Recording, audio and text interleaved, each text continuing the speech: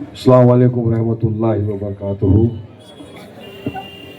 DISE पर तशरीफ़ फरमा मजलिस इत्तेहादुल मुस्लिमीन की उम्मीदवारा महानगर पालिका चुनाव की वार्ड नंबर 78 से हमारी आपकी बहन आपकी बेटी मोहतरमा एडवोकेट जहानारा इरफान शेख, मजलिस इत्तेहादुल मुस्लिमीन हैदराबाद से आए हुए हमारे तैयब भाई, भिवंडी के राविश मोमिन साहब, शाहनवाज और जितने मजलिस इत्तेहादुल मुस्लिमीन के जिम्मेदार हैं, मेरे दोस्त, मेरे बुजुर्ग, मेरे भाइयों और यहाँ बैठकर सुनने वाली मेरी पर्दा नशी माँ और बहनें, आज का ये जलसा इंतखाबी जलसा है। महाराष्ट्र में मुंबई में महानगर पालिका का चुनाव है। 15 जनवरी के दिन पोलिंग होनी है, 16 तारीख को रिजल्ट आने हैं। जिस तरह से मुख्तलिफ सियासत पार्टियों ने अपने अपने उम्मीदवारों को ठहराया, इसी तरह मजलिस इत्तेहादुल मुस्लिमीन ने आपके हल्के वार्ड नंबर 78 से हमारी बहन एडवोकेट जहानारा शेख को टिकट दिया है। अब चुनाव का माहौल है तो काफ़ी उम्मीदवार आपके बीच आएंगे। अभी जैसा मैं सुन रहा था कि जहां पर 71% मुसलमान की आबादी है, वहां से 19 उम्मीदवार खड़े हो गए। यही होगा। मैंने हमेशा कहा है, अगर मुसलमान को कोई हरा सकता है तो कोई और नहीं, सिर्फ मुसलमान ही उसकी टांग खींच खींच के उसको हरा। ये सिर्फ आए हैं, बिल्डर लॉबी चला रही है इनको, हकदार का वोट काटो और इनके अपने को जिताना। पिछली मर्तबा जब वार्ड नंबर 78 का चुनाव हुआ था, आपने इस हल्के से एनसीपी शरद पवार साहब की पार्टी के उम्मीदवार को टिकट दिया था, यानी आपने उनको वोट देकर जिताया था। आपने उसको वोट दिया ये सोच करके वो एनसीपी में है, लेकिन यकीन मानो आपका वोट लेकर आज वो शख्स कहां पर जाके बैठा है? शिवसेना शिंदे सरकार की गोद में जाके बैठा है। सही बात है ना? अब शिंदे साहब कौन है, मैं इसकी बात बताऊंगा आपको। शिवसेना क्या है इसके बारे में आपको बताना बहुत जरूरी है कि आपने जिनको भरोसा करके वोट दिया, आपका वोट कहां पर गया, ये सुनिए आप। देखिए, एक मुसलमान हर चीज बर्दाश्त कर लेगा, लेकिन अपने हुजूर की शान में गुस्ताखी किसी कीमत पे बर्दाश्त नहीं करेगा। जहां हुजूर की बात आ गई वहां तक तो ताऊ सबको ठुकरा देगा, वारिस पठान या एक मुसलमान जो भी ठुकरा देगा। एक शैतान रामगिरी नाम का, उसने हमारे हुजूर आकाए मदनी ताजदार मदीना मोहम्मद रसूलुल्लाह सल्लल्लाहु अलैहि वसल्लम की शान में गुस्ताखी की। हमने एहतजाज किया, हमने कहा इस गुस्ताख रसूल को सलाखों के पीछे डाला जाए, इसकी जगह खुली फिजाओं में नहीं है, यह वातावरण खराब कर रहा है। उस शख्स को, यही शिंदे शिवसेना जहां पर आपका यहां का जीता हुआ उम्मीदवार आज जाकर बैठा है, उस शख्स को शिंदे साहब ने मंच पर बिठाया और कहा कि मैं देखता हूं कि रामगिरी के टकले को हाथ कौन लगाता, मैं देखता हूं ये बात, कौन इसको अरेस्ट करता है। ये वो लोग हैं जिसने हुजूर की गुस्ताखी की, उसको समर्थन दिया। मुझे यकीन है कि 78 वार्ड की आवाम इस मर्तबा उसको तो वोट नहीं देगी जो हुजूर की शान में गुस्ताखी करने वाले के साथ में जाकर भी बैठ गया, उसको भी वोट नहीं देगी इंशाअल्लाह। ये यकीन है, ये मेरा ईमान है, क्योंकि वो हुजूर जिसकी शान में अल्लाह सुब्हानहू तआला ने पूरी कायनात बना दिया, आपके सदके तुफैल में पूरी दुनिया बना दी, रहमतुल आलमीन बना के भेजा, उनकी शान में गुस्ताखी करने वालों के साथ जाकर आपका उम्मीदवार, आपका जीता हुआ कैंडिडेट जाकर हाथ मिलाकर बैठा हुआ है। कितनी शर्म की बात है हमारे लिए। आज हमारा वोट कहां चला गया? उस पाले में हमने तो सोचा नहीं था करेगा, मगर उसने कर दिया। इसलिए यकीन मानिए, जिसको भी वोट दो सोच समझ के दो। ये चुनाव 7 साल के बाद आया है, 7 साल तक हमको बर्दाश्त करना पड़ता है, क्योंकि हमारे आने वाले बच्चों के मुस्तकबिल का सवाल है। ये जो चुनाव आता है वार्ड का, ये नगर पालिका का, ये एक वार्ड के अंदर क्या तकलीफ है, रास्तों की, पानी की, गटर की, नाले की, उस हिसाब से चुनाव लड़ा जाता है। यहां हमको सोचना है कि कौन हमारे साथ कांधे से कांधा खड़ा रहेगा मिलकर। एक एडवोकेट आपके सामने, पढ़ी लिखी, कलम वाली, दूसरी तरफ इस तरह के गुस्ताखी करने वाले और तमाम मुख्तलिफ लोग खड़े हो गए, 19 सब रोकड़ी लेके आए। लेकिन अपन भी इनके अब्बा है, अगर आए ना ये देने ले लेने का, छोड़ देगा नहीं किसी का, लेना वहां से मगर डाल देना है सीधा पतंग के ऊपर। चाचा लो वहां से, दो यहां, ये करना। बदला इसी तरह लिया जाता है, दिमाग से, अकल से लेने का। उनके बाप का पैसा नहीं है, बिल्डर का पैसा है, घसीट लो। ये एसआरए का इतने सालों से चलता जा रहा है ड्रामा, अभी तक खत्म नहीं हुआ। आज मुंबई का चुनाव, महाराष्ट्र में चुनाव चल रहा है, इनको बात करनी चाहिए डेवलपमेंट की, विकास की। बात किस बात पे करी जा रही है कि आई लव महादेव बोलने वाला मुंबई का मेयर बनेगा।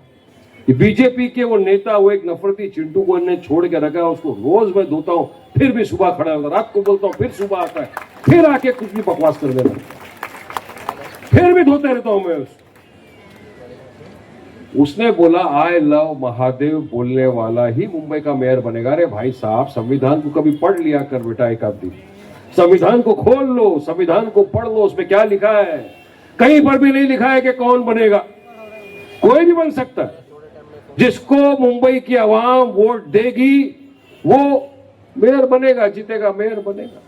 लेकिन हमको सवाल किया जाता है ना फिर कि एक नफरती चिंटू ने, वारिस भाई ये बोला, आपका क्या बोलना है? तो अपने पास जो जुबान है उसके मुकाबला तो ये नहीं कर सकते है ना। हमने कहा भाई अगर आई लव महादेव वाला बोल सकता है तो संविधान तो बराबरी की, हिस्सेदारी की, एकता की बात करता है, तो फिर आई लव मोहम्मद सल्लल्लाहु अलैहि वसल्लम बोलने वाला क्यों नहीं बन सकता? भाई चलो जवाब दे दो मेरे को। क्यों कोई खान, पठान, शेख, सैयद, अंसारी, कुरैशी क्यों नहीं बन सकता? बन सकता है ना। तुम्हारे हिसाब से तुम बना सकते हो तो हमारे हिसाब से भी हम बना सकते हैं। हमने और का, हमारा भी अरमान है, दिली तमन्ना है, आरज़ू है हमारी भी कि एक दिन इंशाअल्लाह ताला मुंबई की मेयर की सीट पर एक भारतीय मुंबई कर मुसलमान महिला हिजाब पहनने वाली भी बन के बैठे। हमारी अरमान तरक्की, हमारा अरमान है। चढ़ाई शुरू। फिर बोला कि 16 तारीख को, नहीं पहले बोला वारिस पठान हरा सांप है, 16 तारीख को वारिस पठान को पाकिस्तान भेज देंगे। उसने क्यों बोला कि मुंबई में कोई मुसलमान मेयर बन सकता है? जवाब तो देना पड़ता है ना, इनसे भारी है अपन। बोला पाकिस्तान क्यों जाएंगे? मैं भारत देश किसी के बाप की जागीर है क्या? वारिस पठान पैदा हुआ है मुंबई में, बड़ा हुआ है मुंबई में, मरेगा तो इंशाल्लाह तो दफना भी जाएगा मुंबई के नारेलवाड़ी कब्रिस्तान के अंदर। तुम निकल लो, चले जाओ पतली गली से, तुमको आवाम 16 तारीख को बढ़िया बिस्तर बांध के भेज देगी। नेपाल जाओ, जापान जाओ, जहां जाना चले जाओ, कोरिया चले जाओ, वहां नफरत फैलाओ। मेरे को हरा साहब बोला, हमने कहा तुम लाल बिच्छू, रेड स्कॉर्पियन, लाल बिच्छू।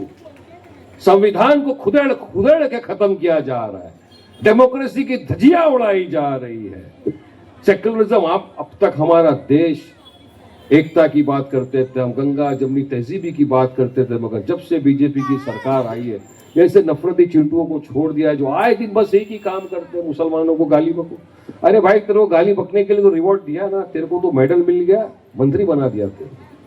अब वहां नहीं रुके तो महाराष्ट्र के मुख्यमंत्री देवेंद्र फडणवीस जी आ गए कल स्टेज पे मुंबई में, वहां से वो खड़े हो गए, शुरू हो गए।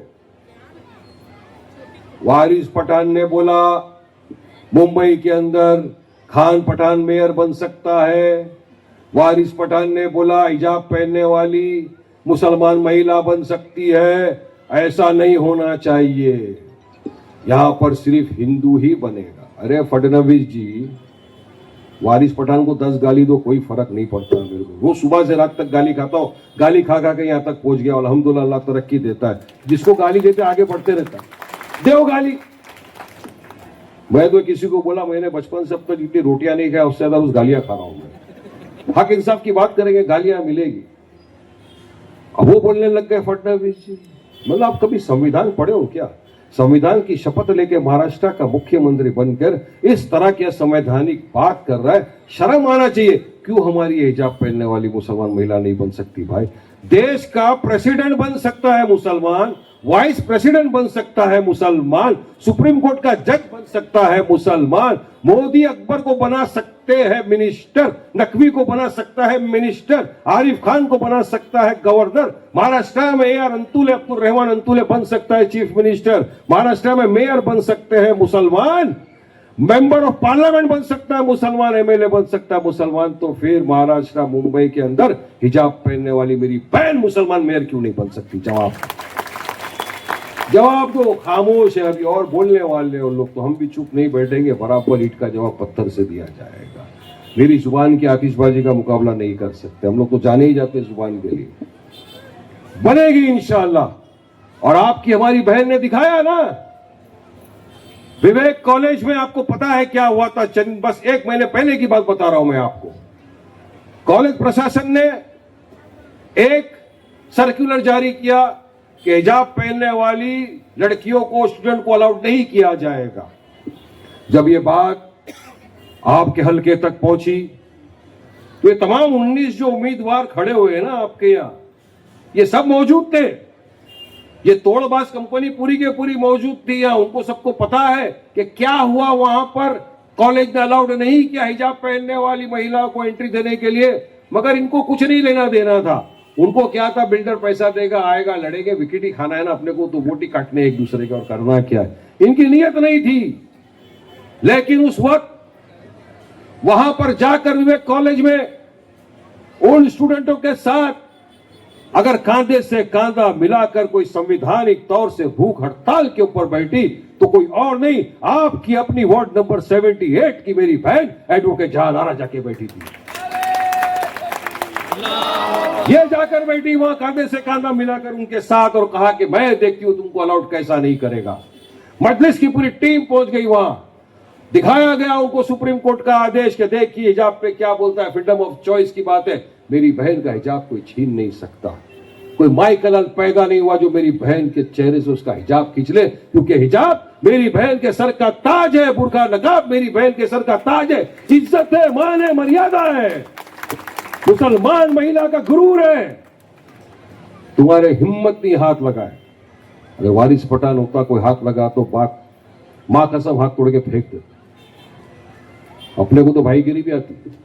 तो मैं तो बोलता हूं हमेशा, कानून की बात करेगा कानून में जवाब दूंगा, सियासत की बात करेगा सियासत पे जवाब दूंगा, और भाईगिरी पे आ गया तो फिर इंशाअल्लाह अल्लाह जिसको हिदायत दे देख लेंगे। फिर इंशाअल्लाह आ जाओ मैदान।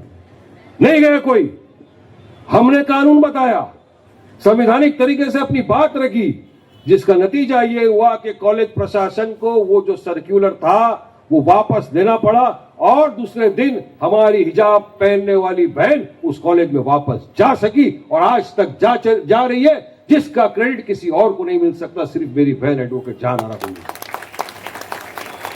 सोचो, जो महिला, जो हमारी बहन ना कॉर्पोरेटर थी ना एमएलए थी, उस वक्त आपके साथ कांधे से कांधा मिलाकर खड़े रही आपके हक की लड़ाई के लिए।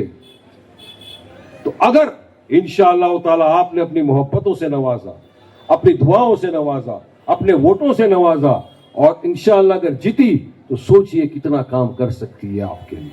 ये सोचने वाली बात है, समझने वाली बात है कि जो हमारे साथ हमारे वक्त के ऊपर खड़ा हुआ है, हम तो उसका ही साथ देंगे ना। हम तो मुसलमान है, अगर कोई एक गिलास अपने को पानी पिलाता तो बोलते हैं अल्हम्दुलिल्लाह, अल्लाह तेरा भला करे, दुआ देते एक गिलास पानी पे। तो जो कोई अपने साथ कांधे से कांधा मिलाकर अगर खड़ा है हमारे हक इंसाफ की लड़ाई लड़ने के लिए, तो क्यों हम उसके साथ नहीं जाए।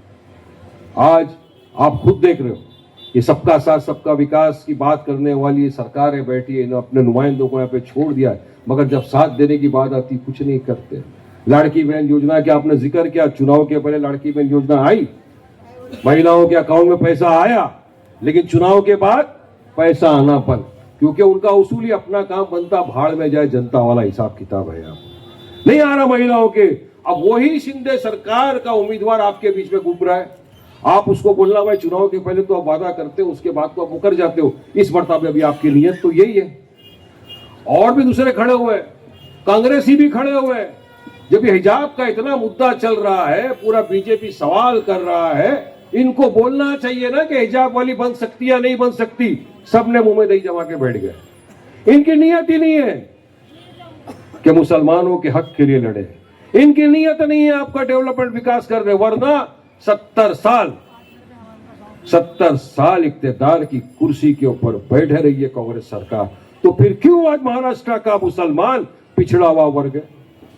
मैं नहीं बोलता, महमूद रहमान कमेटी का रिपोर्ट, काफी सारे कमेटियों का रिपोर्ट है जो दर्शाता है कि महाराष्ट्र में जो मुसलमान है सोशल इकोनॉमिक एजुकेशन में पीछे है, दलित भाइयों से भी पीछे चले गए, क्योंकि इन्होंने कभी मुसलमानों को आगे नहीं आने दी, लीडरशिप तैयार नहीं करने दी। महाराष्ट्र में लोकसभा का चुनाव हुआ, 48 सीटें थी, एक भी मुसलमानों को उम्मीदवारी नहीं दी इन लोगों ने, एक को भी नहीं। क्यों भाई, आप उम्मीदवारी नहीं दोगे, आगे कैसा आएगी कौम? वो कौम आगे आती है जिसका पॉलिटिकल एम्पावरमेंट होता है, आगे जो बढ़े। नहीं देते तो ये भूल जाओ ये आपके लिए कुछ करेंगे। सब खामोश बैठे हुए हैं, किसी में ताकत नहीं कि हिजाब के लिए लड़े, किसी में ताकत नहीं कि फडणवीस की आंख में आंख डालकर बोले कि इंशाअल्लाह ताला इस मर्तबा मुंबई की मेयर एक मुसलमान हिजाब पहनने वाली महिला बनेगी। बोल के दिखा दो, चलो। अरे एक बार तो बोलो, नहीं बोल रहे। वारिस पठान आपका बेटा, आपका भाई में इतना जिगरा, इतना जज्बा है कि भिड़ गया हूं पूरे बीजेपी के साथ में, बनेगी इंशाअल्लाह ताला। अब बात नंबर 2 ये है, चुनाव के वक्त ये डेवलपमेंट विकास का जो मुद्दा है लेके आपके सामने आएंगे, तो मैं तो चाहता हूं कि 78 में आप तमाम लोगों को जाके दिखाओ जगह एक एक कि आपने क्या काम किया। बताओ बिल्डरों को SRA के लिए आपने क्या किया, जो आपके बीच में घूम रहे हैं इनको बताइए। देखो ये हक और इंसाफ की लड़ाई है, ये लीडरशिप तैयार करने की लड़ाई है। वारिस पठान को ऐसे चुनाव नहीं लड़ना, हम तो आपके बीच से आपकी अपनी बेटी मेरी बहन को ऐसे बनाने के लिए आए, ताकि आने वाले दिनों में आपका बच्चा आपकी बेटी ये सवाल करे, अम्मा एक आए थे दीवाने हैदराबाद से मजलिस इत्तेहादुल मुस्लिमीन की पार्टी, उसका साथ अगर दे देते तो आज हमारा भी विकास होता। क्योंकि आप तमाम ने देखा देश भर में जहां कहीं पर भी जुल्म अत्याचार हुआ, चाहे मॉब लिंचिंग के नाम के ऊपर मुसलमानों को JSR के नाम पे मार दिया गया, कभी गाय के गोश्त के झूठा इल्जाम लगा के मार दिया गया, ट्रिपल तलाक का इशू आ गया, वक्फ की हमारी जो जमीन थी जिसमें हमारे गरीबों का, मजलूमों का, बेवाओं का अधिकार था, वो सरकार ने छीनने की जब कोशिश कर ली, एक काला कानून बना के पार्लियामेंट में पेश कर दिया। हर मुद्दे पर जहां भी हमारे मसले मसाइल आए थे, हर मुद्दे पर आपके हमारी तरफ से अगर कोई लड़ाई लड़ा तो कोई और नहीं, आपका मेरा कायद बैरिस्टर असदुद्दीन ओवैसी लड़ा है। ये हमेशा याद रखना इस बात। ये नहीं बोले जब वक्फ का ये काला कानून आया, जब इनकी नियत में खोट आई बीजेपी की, जब वो हमारे मदरसों को, हमारी मस्जिदों को, हमारी खानकाहों को छीनने के लिए काला कानून बनाया गया, हमने एहतजाज किया। जब ये कानून पार्लियामेंट के अंदर लाया गया, ये बिल, सब बैठे थे MP, आपके हल्के के भी MP सब मौजूद थे, कांग्रेस के भी मौजूद थे, तमाम मुख्तलिफ सियासत पार्टियों के MP वहां पर मौजूद थे। किसी में हिम्मत नहीं थी इस काले कानून के खिलाफ आवाज उठाए, मगर उस वक्त भी वाहिद कोई शख्स पूरे पार्लियामेंट में खड़ा हुआ और उस काले कानून के बिल को फाड़ के तार तार करके फेंक दिया। वो कोई और नहीं, मेरा आपका कायद बैरिस्टर असदुद्दीन ओवैसी। दादरी पर असद भाई बोले, बाबरी मस्जिद पर असद ओवैसी बोले, ट्रिपल तलाक पर असद ओवैसी बोले, मॉब लिंचिंग पर असद ओवैसी बोले, वक्फ की संपत्ति के ऊपर असद ओवैसी बोले, हमारे लिए हक की लड़ाई असद ओवैसी लड़े, तो फिर आपके मेरे वोटों का असली हकदार भी असद ओवैसी हुआ कि नहीं हुआ? बताओ, जवाब दो इस बात का। काम हम करें, आपके हक की लड़ाई असद ओवैसी लड़े, और वोट ये आएंगे 19 तोड़बाज, इनको वोट देंगे क्या आप? मुझे यकीन है वोट नंबर 78 की आवाम इंशाअल्लाह ताला इस मर्तबा पूरी ताकत के साथ उतरेगी 15 तारीख को, और पूरी जोश और खरोश के साथ मजलिस इत्तेहादुल मुस्लिमीन के पतंग के निशान को बटन दबाकर हमारी बैत जानवरों को जिता के कॉर्पोरेशन में भेजेगी। यकीन है मुझे, इंशाअल्लाह। यकीन पे दुनिया कायम है, लेकिन जब आप वोट डालने जाओ उस वक्त जरूर अपने दिमाग में, ध्यान में ये ख्याल लेकर आ जाना कि भाई जिसको वोट दे रहा हूं वो मेरा क्या किया था, किसी मेरे लिए कौन खड़ा था, मेरे हिजाब की बात आ गई कौन खड़ा था, मेरे ट्रिपल तलाक पे बात आ गई कौन खड़ा था, मेरे हक इंसाफ की बात आ गई कौन खड़ा था। इंशाअल्लाह मुझे यकीन है अल्लाह सुब्हानहू तआला की जात से कि उस वक्त आपके दिल दिमाग के अंदर ऐसी बात उतरेगी, आपको लगेगा कि बिल्कुल मेरे हक के लिए लड़ता असद ओवैसी मजलिस इत्तेहादुल मुस्लिमीन। तो आज जहां कहीं भी उसका उम्मीदवार है, मैं उम्मीदवार को नहीं देखूंगा, मैं उम्मीदवार को नहीं देखूंगी, मैं असद ओवैसी साहब के चेहरे को दूंगी और जाके उनके निशान पतंग पे वोट डाल के जिताऊंगी उसके उम्मीदवार। यह है जज्बा, यह होना चाहिए। देखिए यही करेंगे तो आगे बढ़ेंगे, वरना इतने बरसों से हम पीटते आए, आगे पीटते रहेंगे। इतने बरसों से बिल्डर लॉबी हमारा खून चूसते आई है, उसके दलाल बन के आपके बीच में लोग घूमते रहेंगे, आपका कुछ नहीं होगा। वरना इस तरह के अगर कॉर्पोरेटर जब जीत के जाएंगे कॉर्पोरेशन में तो यकीन मानो मुंह में फेविकोल लगा के नहीं बैठेंगे, आपके लिए लड़ेंगे, आपके हक पर इंसाफ की बात करेंगे जाता। मगर देखा यह जा रहा है मेरे भाइयों, दोस्तों, बुजुर्गों, अजीज साथियों, मेरी माँ बहनें, जब चुनाव का दिन आता है हम सब सुस्ती करते हैं। जोहर के बाद जाएंगे, असर का टाइम हो जाता है, असर के बाद जाएंगे तो नहीं होता, हमारा पोलिंग परसेंटेज बहुत कम हो जाता है इनके बनिस्बत। तो मैं आपका बेटा, आपका भाई, आपसे अदबन गुजारिश करता हूं, देखो जितना अधिकार आपका वारिस पठान है उतना अधिकार मेरा भी आपको। आप मेरे कलमा दुआ गो भाई हो, आप मेरी कलमा दुआ गो बहन भी हो। मैं अपने हक से आपको बोल सकता हूं कि 15 जनवरी के दिन आप उतरिए, फजर की नमाज पढ़िए, फजर के बाद चलिए पोलिंग बूथ की तरफ, आप उतरिए, अपने दोस्त अहबाब को लेकर जाइए, अपने रिश्तेदारों को लेकर जाइए, जितने वार्ड नंबर 78 में आपके लोग हैं सबको व्हाट्सएप के ऊपर मैसेज करें, चलिए। और 15 तारीख को आसमान में सिर्फ एक ही चीज दिखाइए, यहाँ पर वो बैरिस्टर असद ओवैसी की पतंग, पूरे आसमान में हरी पतंग उड़ा दो असद साहब की। इंशाअल्लाह ताला मुझे यकीन है कि हम फिर आपके बीच में आएंगे, जश्न मनाएंगे जीत का, और आपके जो जो मसले मसाइल काम है वारिस पठान जुबान देता है, और ये अपनी जुबान है, आलतू फालतू की नहीं है। एक बार मैंने कमिटमेंट कर ली, उसके बाद अपने आप की भी नहीं सुनता इंशाअल्लाह। आपका बहुत बहुत शुक्रिया, आपने मुझे यहाँ